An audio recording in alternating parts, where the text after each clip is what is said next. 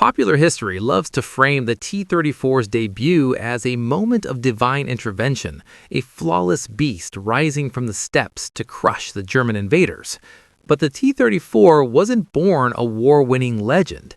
It had to be hammered through dozens of desperate mid-war fixes.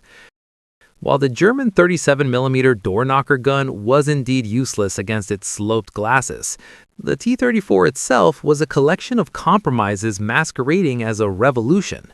By late 1941, doing things properly was a luxury the Soviet Union had effectively traded for sheer volume. The early polished prototypes were replaced by hulls that looked like they'd been assembled by people who had only ever seen a pitchfork. The early T-34 turret featured a massive single-piece cast-heavy hatch. It dominated the roof and required the strength of a small ox to open, especially if the tank was parked on a slight incline. The smaller Mickey Mouse hatch's fix was a needed ergonomic improvement. The early T-34 gunner's experience was akin to navigating a battlefield through the bottom of a very old, very dirty milk bottle. Due to the frantic relocation of lens factories, Soviet optics became a slurry of bubbles and grit. Telling the difference between a German Panzer and the particularly aggressive pile of hay became a matter of guesswork and prayer. The biggest threat to a T-34 driver wasn't necessarily a high-velocity German 75mm shell. It was the act of shifting into second gear. The gearbox required roughly 50 kilograms of leg force for the clutch and a full-body wrestling match with the lever. By 1943, the Soviets finally introduced a 5-speed transmission that didn't require the operator to be a professional weightlifter. Early in the war, while platoon commanders were supposed to have radios, supply chain problems meant most tank units relied on signal flags. The eventual shift to minimalism saw gradual replacements of delicate electric gauges with crude mechanical ones that didn't require a functioning power grid to operate. Loading a shell in an early T-34 was more of an exercise in absurdity. The ammunition was tucked away in suitcases beneath heavy neoprene mats, requiring the loader to perform a frantic dance of peeling mats and unlatching floor bins. To speed up the loading process, loaders simply wedged live rounds into every available crevice, or held them in their arms. The early T-34 was a masterpiece of misplaced priorities. The flush-fitting design required machining tolerances that were beyond the capabilities of Soviet factories. The result was a hatch that either left massive gaps or jammed shut permanently. The fix was an ugly, overlapping lip that finally gave the driver a realistic, if unglamorous, chance of bailing out before the inevitable. The early T-34 turret was less of a combat asset and more of a localized disaster for everyone involved. The curved casting required complex molds that had a nasty habit of shattering. One factory even used a 10,000-ton naval press to literally stomp new hexagonal turrets into existence to fix the quality problems and production bottleneck. On paper, the V2 diesel engine was a marvel, but in practice it performed as if it were actively trying to self-destruct. The choice of an aluminum block with steel liners meant the two metals expanded at entirely different rates, essentially allowing the engine to rub its own parts to death. It took the arrival of precision American machine tools as the ultimate capitalist intervention to fix the poorly mated components. The Poman air filter was purely a self-inflicted sabotage.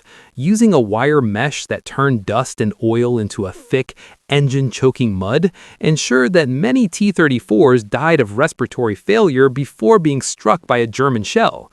The 1943 Cyclone filter finally introduced the revolutionary concept of centrifugal force to fling dirt away and keep the engine oil clean longer. By 1942, the T-34's internal fuel capacity was woefully inadequate for the sweeping, map-spanning offensives the Red Army had planned. Since a total hull redesign was out of the question, and likely a ticket to the gulag for whoever suggested it, the solution was the simple external fuel canisters. However, crews still had to manually siphon the fuel into the internal tanks while stationary. Between 1942 and 1943, a critical rubber shortage forced the Soviets to adopt all-steel road wheels. Because the Christie suspension had the dampening qualities of a church bell, the resulting vibrations were so severe they could shatter optical alignments and rattle the crew's teeth. To prevent the tank from effectively vibrating itself into scrap metal, factories implemented the hybrid compromise by rubber rimming only the first and last wheels. With a massive shortage of delicate electronics, subordinate tanks were issued signal flags. The arrival of the 9R radio was a step forward, yet it was often tucked away with the bow gunner.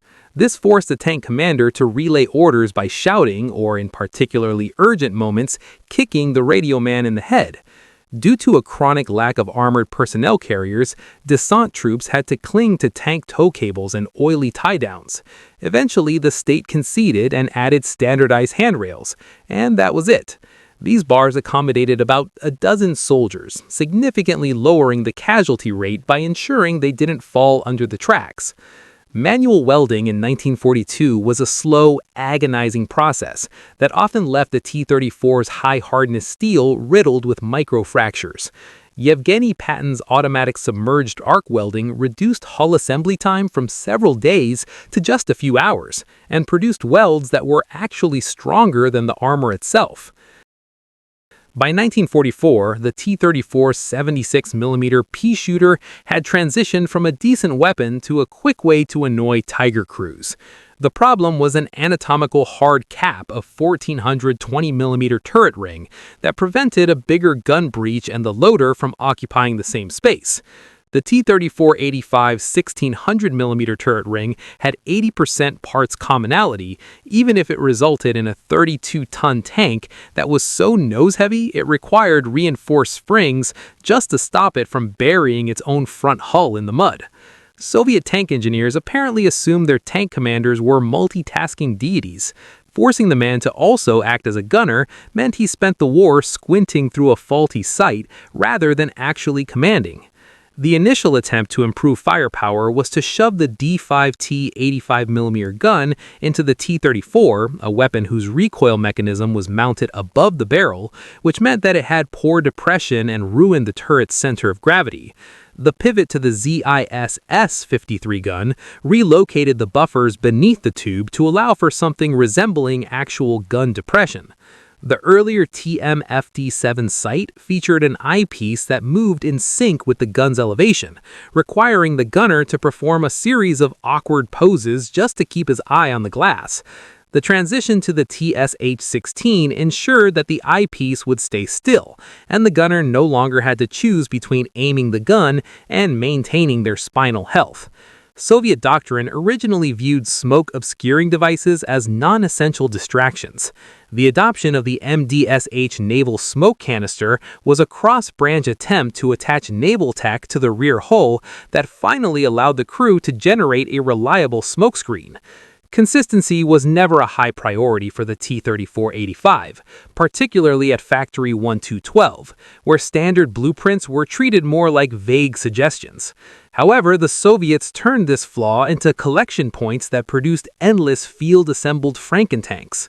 Lacking a bore evacuator, the breach kindly invited massive volumes of toxic carbon monoxide and nitrogen oxides back into the turret for the crew to enjoy. The solution were twin mushroom domes to force a crossbreeze. The T-34 didn't need to be the best tank, it just needed to exist in numbers that German forces couldn't ignore. High Command prioritized deep battle exploitation over winning duels, resulting in a functional machine with rough casting that looked like it was chewed out of the earth by a prehistoric beast. Thank you for watching, and see you in our next videos.